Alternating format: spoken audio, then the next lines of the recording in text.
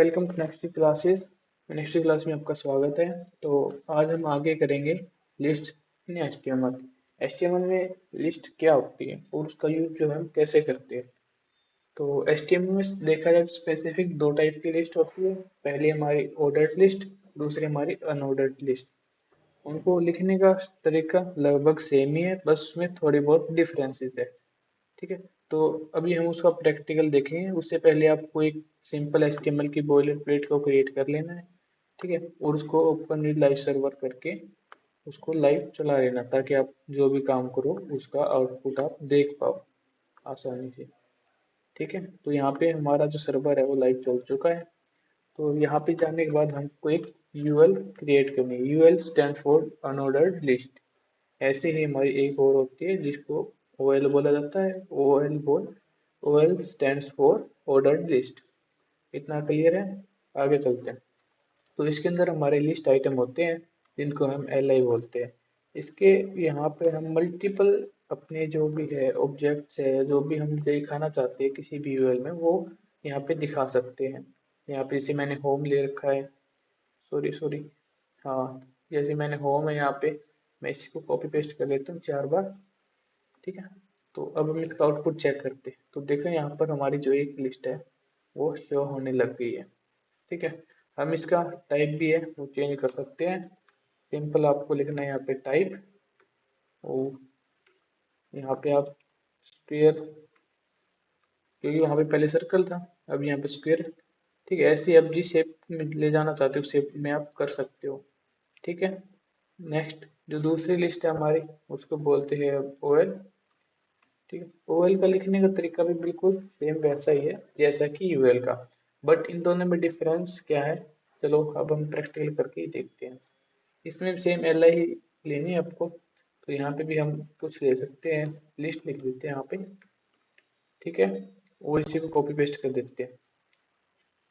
Then यहाँ पे देखो, यहाँ पे इसमें क्या डिफरेंस दिखा आपको कि यहाँ पे हमने जैसे शेप्स है ना, जैसे सर्कल है, स्क्वेयर है, ऐसी कुछ शेप्स आपको शो होगी। और यहाँ पे आपको लिस्ट के अंदर नंबरिंग वाली, इसको आप न्यूमेरिकल में या फिर रोमन में, इनमें आप चेंज कर सकते हो अपने ज़रूरत के अकॉर्डिंग।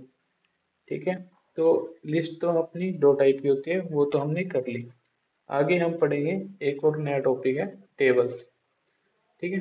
टेबल्स इन HTML। ठीक है।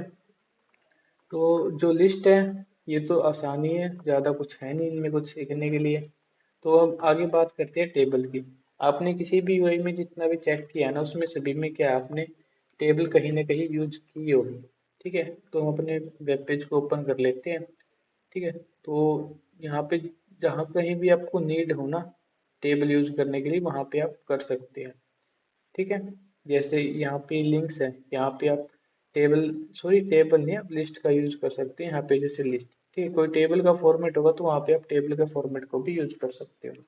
ठीक है। उसके लिए हम उसका प्रैक्टिकल करके देखते हैं। सबसे पहले आपको टेबल टैग लेना है। टेबल, टेबल के अंदर TR। ठीक है। TR के अंदर अभी मैं इसको लेआउट समझाऊंगा आपका कि कैसे काम होता है। TR के अंदर इस TH लेना होता है। ठीक है। और वो मल्टीपल हेडिंग्स होती है हमारी। ठीक है। मैं आपको पेंट की हेल्प से थोड़ा समझाने की कोशिश करूँगा। ठीक है। तो हमने एक बार पेंट ओपन कर लिया है। ठीक है। टेबल्स क्या होती है, टेबल जो टैग होता है, पहला टैग जो होता है हमारा, ये वाला टेबल, ये डिफाइन करता है कि हाँ हमने कोई टेबल डिफाइन की है। ठीक है। हम कोई टेबल बनाना चाहते हैं। ठीक है। नेक्स्ट में जो TR है, ये डिफाइन करता है, जैसे मैं अब इसका थोड़ा कलर चेंज कर लेता हूँ ताकि आपको समझ में आए कि मैं यहाँ पे कोई एक रो क्रिएट करना चाहता हूँ। ठीक है। ये हमारी रो हो गई। ठीक है। रो के अंदर जितने भी एलिमेंट हम लेंगे, जैसे TH stand for table heading. ठीक है। TR stand for table row. ठीक है। तो जितने हम यहाँ पे भी ये लेंगे ना एलिमेंट, उतने ही यहाँ पे बॉक्सेस जो है वो क्रिएट होते चले जाएंगे। जैसे हमारे पास 3 है, तो मान के चलो 1। ठीक है। सेम जैसे 2, और सेम ऐसे 3। ठीक है। साइज वगैरह इतनी ड्राइंग अच्छी नहीं है, तुम समझ लेना। ठीक है। ये हमारी फर्स्ट हेडिंग होगी। ठीक है। ये हमारी सेकंड और ये हमारी थर्ड। ठीक है। जो नेक्स्ट हम फिर इसके लिए क्या करना पड़ेगा, हमको दोबारा एक और टीआर लेनी पड़ेगी। ठीक है, फिर ये जितनी एंट्रीज हम करते जाएंगे, जैसे एक और रो बनानी पड़ेगी हमको, जैसे ये वाली, ये तो हमारी हेडिंग के लिए होगी, लेकिन अब हमारा जो डेटा है उसके लिए हमको मल्टीपल्स रो की जरूरत पड़ेगी। ठीक है, तो हम ऐसे मल्टीपल रो बनाने के लिए, हाँ, ऐसे हम मल्टीपल रो बना सकते हैं इसकी हेल्प से। ठीक है, तो यहाँ पे हम कुछ भी डेटा लिखते हैं, हेडिंग 1,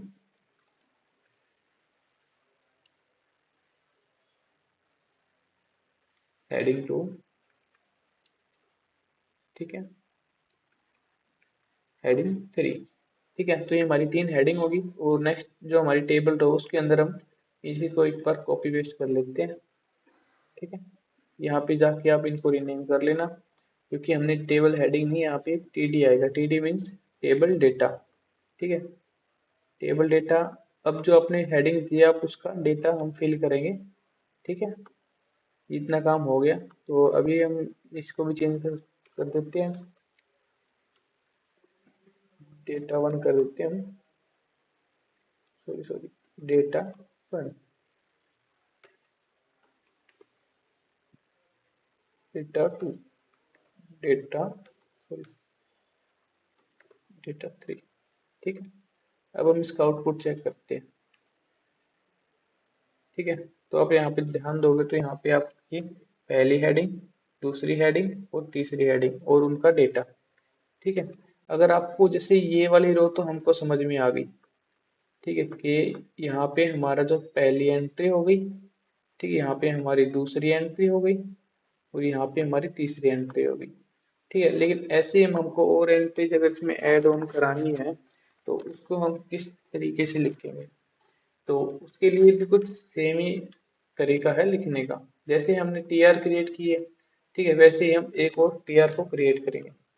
ठीक है, एक और टीआर के बाद सेम आपको वही चीज बार बार रिपीट करनी है, टेबल डेटा, टीडी। ठीक है, टेबल डेटा। ठीक है, और मैं यहाँ पर लिख देता हूँ रो सेकंड डेटा। ठीक है,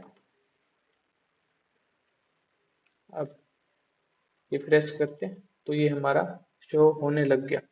ठीक है, ये इसके बीच में जो स्पेसिंग है वो चीज़ें है वो इसलिए नहीं आ रही क्योंकि अभी हमने इसमें कोई भी सीएसएस अप्लाई नहीं किया है। ठीक है, तो उसके लिए हम सीएसएस की क्लासेस आगे पढ़ेंगे, तो उसमें मैं आपको बताऊंगा कि इसमें हम कैसे फॉर्मेटिंग हमको ऐड करनी होती है।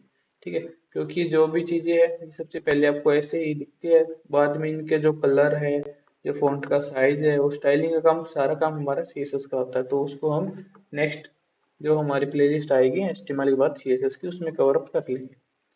ठीक है, तो ये हमारा काम हो गया टेबल का। ठीक है, आज हमने एक यूएल, मतलब हमने एक लिस्ट का टॉपिक था, ठीक है, और टेबल्स का टॉपिक है।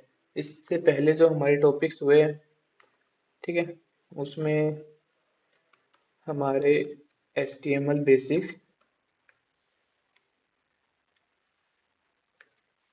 ठीक है, और सॉरी सॉरी, और सेकंड था हमारा HTML टैग्स। ठीक है, और टैग्स के, टैग्स में ये चीज़ें एग्जिस्ट करती है, ये भी आपका रहता थोड़ा। ठीक है, उसको हम जल्दी से जल्दी कवर अप करने के लिए कोशिश करेंगे। ठीक है, यहाँ से आपके जैसे दोनों यूएल और एल आई है, ठीक है, उसको आप किसी भी लेआउट में कहीं पे भी यूज कर सकते हो अपनी ज़रूरत के अकॉर्डिंग। ठीक है, जैसे यहाँ पे ये 3 चीज़ें हैं, 4 है या 3 है, जो भी आपको, अपना अपना थिंकिंग अलग अलग होती है हर किसी की, कोई इसको 3 मान के चलता है, कोई इसको 4 भी मान लेता है।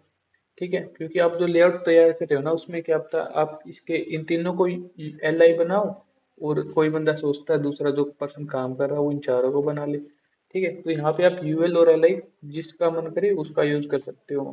ठीक है, वो अगर आपको इनकी जो स्टाइलिंग, जैसे यहाँ पे स्क्वायर बनी हुई है या लिस्ट है ये बनी हुई है, और इसको हटाने के लिए भी हमारे पास एक तरीका होता है।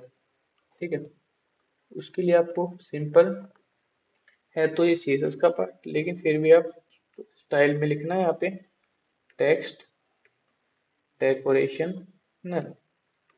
ठीक है, sorry sorry, text decoration none नहीं, यहाँ पे हम लिखेंगे, सॉरी, यहाँ पे हमारा होता है लिस्ट